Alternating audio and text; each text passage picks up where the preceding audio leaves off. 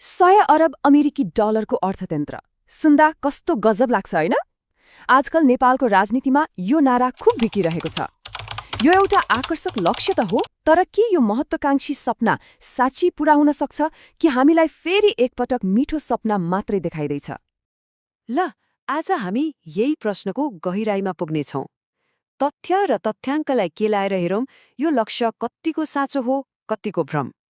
अब कुनै पनि ठूलो दाबीलाई जाँच्नु अघि सबैभन्दा पहिले त त्यसको हिसाब किताब हेर्नु पर्यो, होइन र? ल गणितको कठोर सत्यतिर लागौं।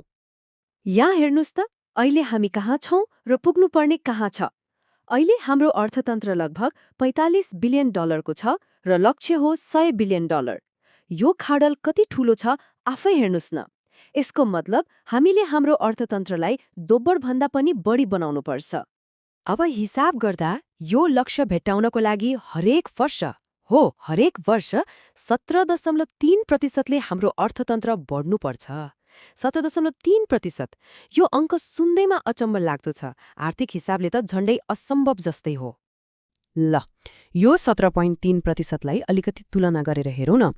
पछिल्लो 30 वर्षको हाम्रो आफ्नै इतिहास हेर्ने हो भने हाम्रो औसत वृद्धि दर 4% भन्दा पनि कम छ।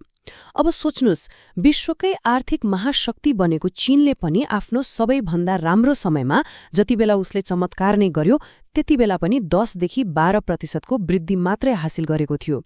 के हामी चीनले भन्दा पनि तेज दौडिन खोज्दैछौँ? अङ्कको कुरा मात्रै होइन, अब हाम्रो आफ्नै घरभित्रका समस्याहरू, हाम्रै प्रणालीका कमजोरीहरू हेरौँ, जसले यो दौडमा हामीलाई पछाडि तानिरहेको छ। विकास गर्न पैसा चाहिन्छ र त्यो पैसा खर्च पनि गर्नुपर्छ। तर हाम्रो हालत कस्तो छ? सरकारले हरेक वर्ष विकासको लागि भनेर छुट्याएको पैसा, जसलाई हामी पुँजीगत खर्च भन्छौँ, त्यसको 60% पनि खर्च गर्न सक्दैन। यो त सरकारको विकास बजेट उडाउनै नसक्ने पुरानो रोग जस्तै भइसक्यो। यो खर्च गर्न नसक्ने बानी कति गहिरो छ भन्ने कुराको एउटा उदाहरण हेरौँ।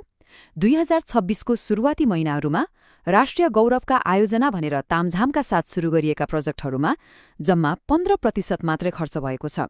यसले के देखाउँछ भने हाम्रा ठूला आयोजनाहरू समयभन्दा धेरै पछाडि छन्।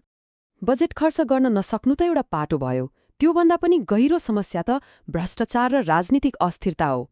सोच्नुस् त, लगानीकर्ताले कहाँ पैसा हाल्छ? जहाँ नीति नियम स्थिर हुन्छ, जहाँ ढुक्क हुने वातावरण हुन्छ। तर हाम्रोमा के छ? हरेक वर्ष सरकार फेरिन्छ अनि नीति पनि फेरिन्छ। यस्तो हल्लिरहने डुङ्गामा कोही पनि ठूलो लगानी गर्न डराउँछ नि, होइन र? अब हाम्रो अर्थतन्त्रको मेरुदण्ड मानिने रेमिटेन्सको कुरा गरौँ। सुन्दा त यो राम्रो लाग्छ, तर यसमा एउटा अनौठो विरोधाभास लुकेको छ। कसरी एउटा जीवन दिने चिज नै हाम्रो लागि बोझ पनि बनिरहेको छ? हेरौँ है।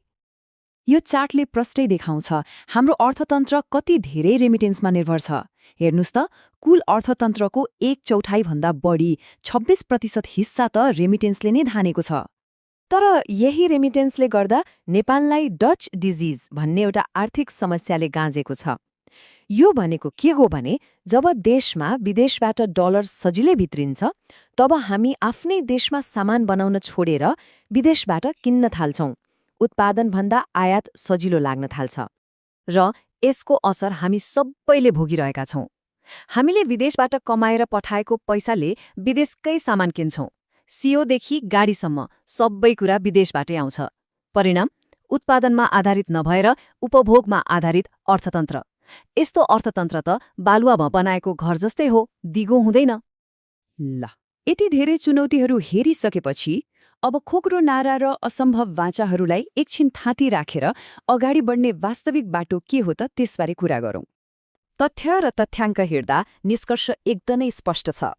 अहिलेको हाम्रो कर्मचारी तन्त्र, खर्च गर्ने क्षमता र आर्थिक संरचनाले 5 वर्षमा 100 अर्ब डलरको लक्ष्य भेटाउनु लगभग असम्भव छ। लक्ष्य राख्नु नराम्रो होइन, तर जनतालाई नहुने सपना देखाएर भ्रममा राख्नु चाहिँ पक्कै राम्रो होइन। यो भनाइले सबै कुराको सार बताउँछ। सपना देख्नु राम्रो हो, तर भुइँमा टेकेर देखिने सपनाले मात्र देश बन्छ। हामीलाई अहिले उड्ने सपना होइन, भुइँमा हिँड्ने यथार्थ चाहिन्छ। त्यसो भए साँच्चै देश बनाउने हो भने के गर्ने त? हामीलाई ठूला अङ्कका नारा होइन, बरु साना तर प्रभावकारी नीतिगत सुधार चाहिएको छ। जग बलियो नबनाई तला थप्न खोज्नु मूर्खता हो। अब अन्त्यमा एउटा प्रश्न छोडेर जान्छु। के तपाईलाई लाग्छ यो लक्ष्य हासिल गर्ने कुनै जादुको छडी होला? यदि छ भने त्यो के हुन सक्छ? सोच्नुहोला है।